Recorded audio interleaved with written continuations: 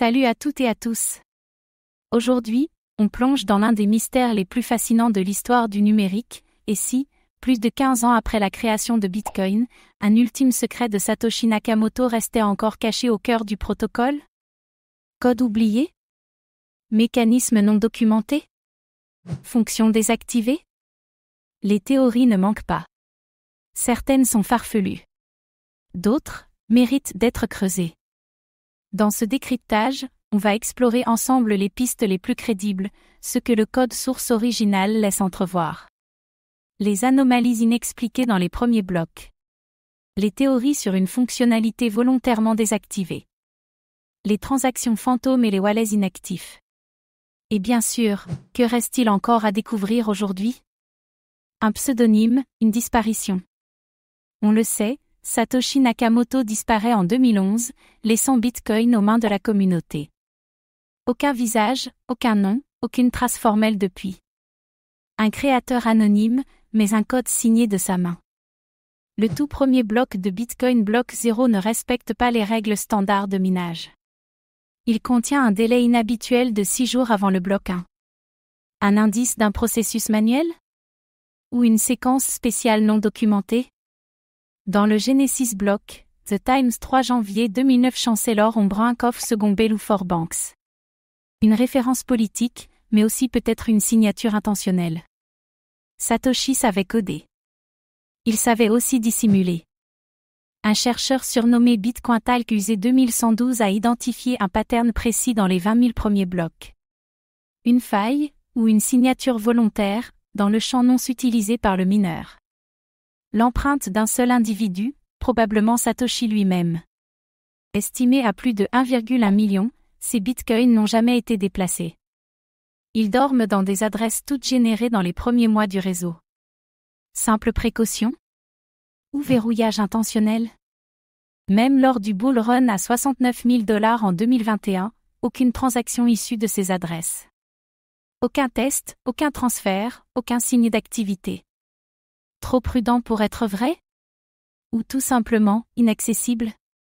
Ce champ permet d'ajouter des données dans une transaction. Désactivé dans les versions initiales, puis réactivé plus tard pour l'usage d'assets. Et si Satoshi l'avait prévu dès le départ, comme canal de communication? Dans le code source de 2009, certaines fonctions sont écrites mais non appelées. Des modules de gestion d'état, de consensus alternatif. Une base pour un futur fork? Un module expérimental jamais activé? Satoshi avait intégré dès 2009 la possibilité de verrouiller une transaction jusqu'à une date donnée. Une fonctionnalité très peu utilisée à l'époque, mais activée. Certains pensent que des BTC, Satoshi, pourraient être libérés un jour précis. Le design de Bitcoin intègre des mécanismes d'ajustement qui s'étalent jusqu'en 2140. Peu de projets ont eu cette vision à si long terme.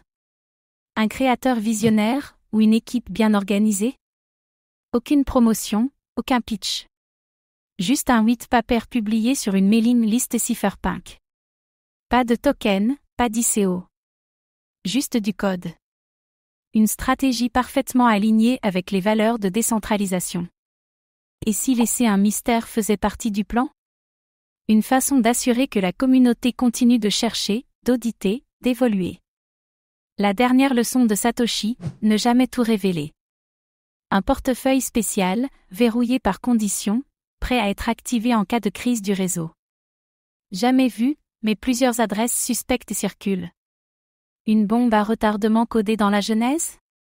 Certains pensent qu'un mécanisme d'extinction contrôlé pourrait être intégré dans une version ancienne.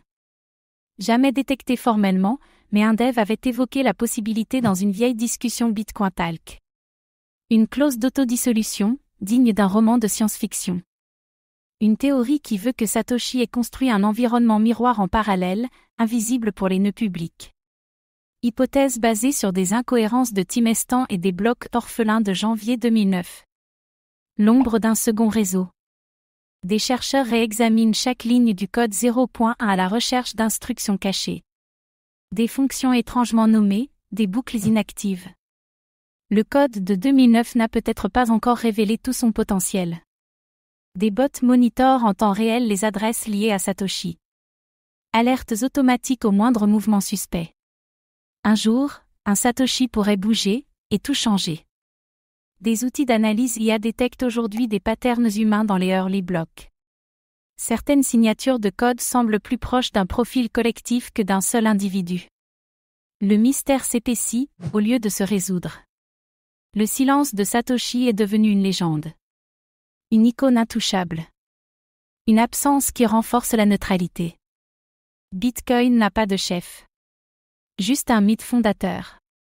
Le fait de chercher un secret caché pousse la communauté à auditer, sécuriser, explorer. Un moteur d'innovation involontaire, ou parfaitement orchestré. Un mystère qui stimule le progrès. Tant que le dernier secret n'est pas révélé, Bitcoin reste une œuvre vivante. Incomplète. Interprétable.